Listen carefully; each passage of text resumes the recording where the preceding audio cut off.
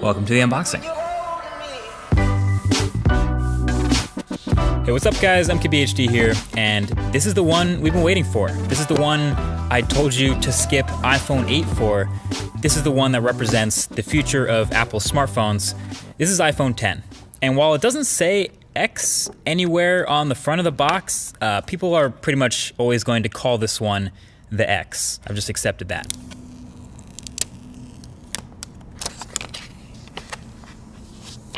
So this is your first look at the unboxing experience, and spoiler, it's pretty much exactly the same as iPhone 8 was, and almost every other iPhone. Headphones, adapters, stickers, it's all in the box, but I guess it's a good thing there's no surprises here. And so you can see right here off the bat, it's a really shiny, chromy, reflective phone. This is the silver one, and you can see how shiny the sides are. The space gray one though is a bit more toned down. And so the only thing that was actually new during the setup of iPhone 10 is now you set up Face ID during first boot instead of the fingerprint Touch ID. But yeah, this is brand new, and it's been a couple weeks since we last saw this phone at that Apple event, so seeing it again for the second time is kind of a reminder of all the things that are new about this thing.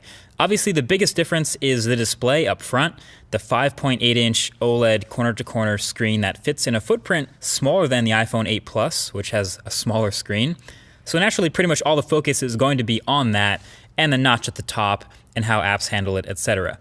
And I can tell you that aside from all the incompatible apps I've come across that are going to have to get updated, my experience with the display panel itself have been pretty decent so far. It's bright, it's contrasty, well calibrated, definitely not oversaturated like some OLEDs can be. And just handling and playing with this phone in the studio here for the first time, it's answered some immediate questions that I had about it from the last video. So first of all, since there's no home button, obviously, you have that swipe up gesture to go home, but we were wondering, how do you take a screenshot? That is power and volume up. So that's the new screenshot combo for iPhone 10. And then since holding the power button now goes to Siri, how do you turn the phone off?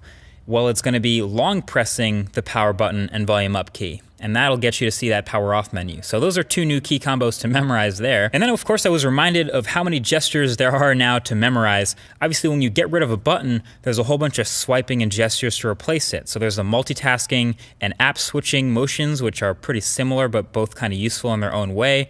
Depending on how you use the phone, really. That's on top of the screenshot and power off combos, plus long holding the power button for Siri and double pressing it for Apple Pay. But basically there's a lot going on, and if you're gonna make a phone that's all screen, obviously you have to be able to do it all without a lot of buttons. Anyway, one of the biggest differences between iPhone 8 and iPhone 10 is the new front-facing camera suite up at the top in that notch. The IR blaster, the depth sensor, etc. And all that enables a couple of new things with this phone. Number one is obviously Face ID. The setup, like you saw, was pretty quick and painless, and it's been working pretty well since then for unlocking my phone. Now, I've only really had this phone for a day like the rest of press, but so far in this time, it's been fine, and it works as advertised as far as being smart and not easily spoofed. You can see the little lock under the time when the phone is locked, and basically instead of placing your fingerprint, the phone will not unlock until you look at the phone like you did during the setup process. And then once you do, it's pretty quick to unlock. You can see the little thing open, and then you can swipe up to open your phone. And sure enough, it doesn't work with a picture of you. It doesn't work when you're looking away. It doesn't work when your eyes are closed. It just basically waits until it sees what it saw during that setup process, and then it's good to go. So no, your girl can't unlock your phone while you're asleep with your eyes closed, for those of you who are wondering that. I do have some further thoughts on this Face ID versus Touch ID though, so stay tuned for that in an upcoming video. And I do want to see if I can fool it with identical twins maybe, just out of curiosity.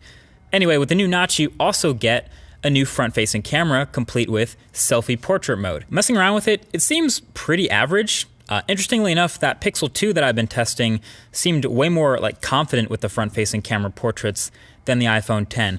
Now there's no doubt both of these will get better with time and software updates, but just from turning on portrait mode, switching the front-facing camera, and snapping a picture, these are the types of results you're gonna get. There's a pretty big difference between the two if you ask me, especially if you're looking at edges and hair and things like that. And sometimes the iPhone just didn't want to blur the background at all, just got really picky about the lighting. But that's something, again, we'll be testing a lot more for the full review of this phone. Oh yeah, and the new front-facing camera suite will get you Animojis. So yeah, you can see in these Animojis, the physics of things moving around is actually pretty on point. So if you're into it, you can map your face to a cartoon animal head and send it to someone in iMessage.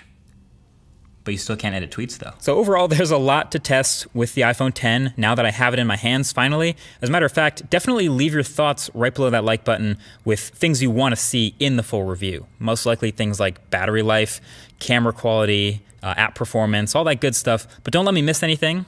But until then, definitely get subscribed for the upcoming videos on the channel. Thanks for watching, and I'll talk to you guys in the next one. Peace.